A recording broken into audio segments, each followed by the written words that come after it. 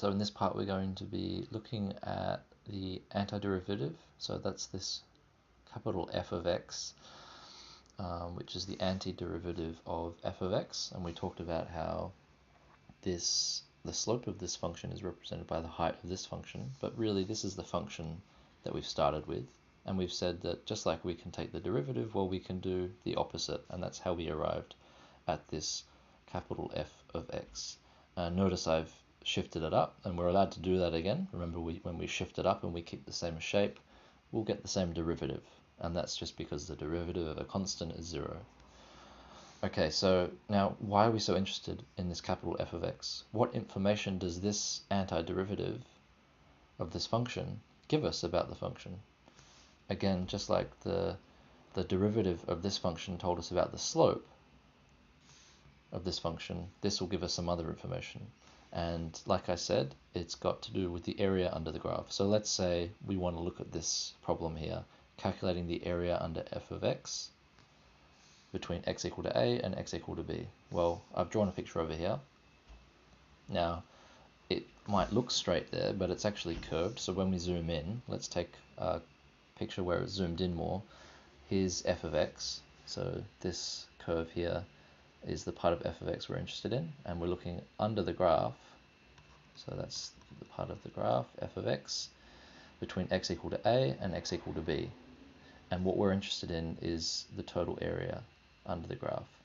So what we can do to approximate it, because this is curved, it's kind of tricky, but we do know how to calculate simple things like the area of a rectangle, right? So what we can do is we can split it up into 3 equal parts, and we can say, well, we know how to calculate this because it's this length times the height of the function at x equal to a, and then the same thing here, it's this length here multiplied by the height of the function at this value here. So what we're going to get is this blue area, right? And we do it once more. So it's an approximation, okay? But this orange stuff here, well, this is the error. This is the stuff that we miss when we do this approximation. And mathematicians don't like to make any kind of approximations or errors. So let's make it a bit better. So you can see when we make more divisions, so what we've done here is instead of dividing it into 3, we've divided it into 1, 2, 3, 4 equal sections. So again, we've just got the length times the height of the function, and that'll give us this blue area. And we continue to do this, and at each point, you can see, in fact, the error has decreased. So when we do this process of splitting it up into smaller sections, the error has decreased. And you can see what's happening again if we continue to do this. So now we've broken it up into more sections. So this should be blue. Then the error is getting smaller and smaller. Now, how many times are we going to have to do this, split it up into smaller and smaller sections? How many times are we going to have to do this until the error becomes 0? I mean, still here, there's non-zero error, okay? So we're still missing things. Error is still we're still missing a bit here. It's getting closer, but it's not quite there yet.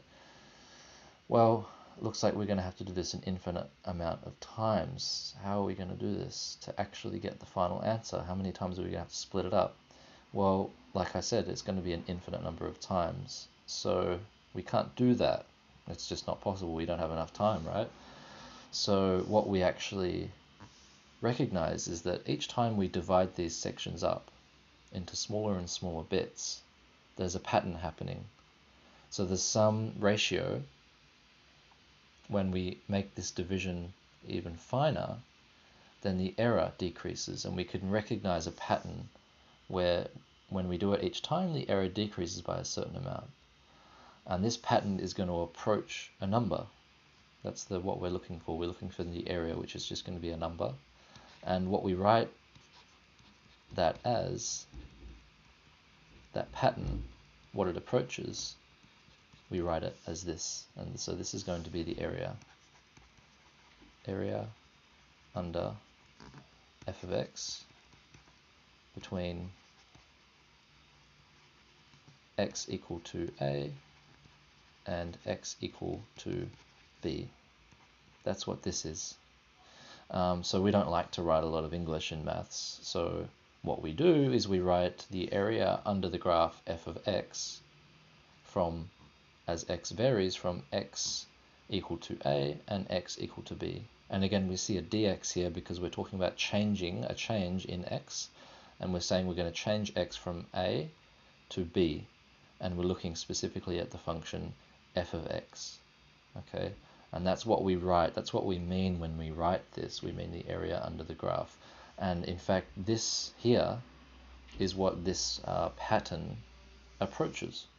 So that's what we do in maths. We look for a pattern, and we can see each time, again, each time we increase the number of times we divide this up, we can see a pattern, both with the area and with the error that we're missing.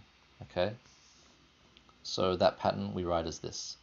Now, what has this got to do with the antiderivative, this big f of x? Well, that's what's so important and so neat, is that we can use the antiderivative to calculate this, and it's very, very easy. So it's the height of the antiderivative at b, so that's this b here, minus the height of the function at a. And that's quite incredible, because what we have to do, in order to get this number, we would have to divide this up and add up an infinite amount of things. And yet, all we have to do, all we care about, is the function at the end point minus the function at the start point. So let's go back and look at our graph. So this red area here, we're saying this red area here, let's call it the area, is equal to, well, we said it's the integral from x equal to a to b of f of x as we vary x. Now what we've said is that that is the antiderivative at the end point minus the antiderivative at the start point. Well, what is that? So here's the endpoint. So f of b is going to be the height of the function, which is just here. So this is f of b, just there. And f of a, I've plotted here. F of a is just the height, so that's going to be here. So let's put some numbers to it. This looks like it could be, let's say 4, and this looks like it could be 1, for example. Then it would just be 4 minus 1, which is giving us 3. So you can see the importance of this big function is that, just like the derivative tells us about the slope, the antiderivative gives us information, and that information is pertaining to the area under the graph. And it's very simple. We only need 2 numbers, and this will give us the area.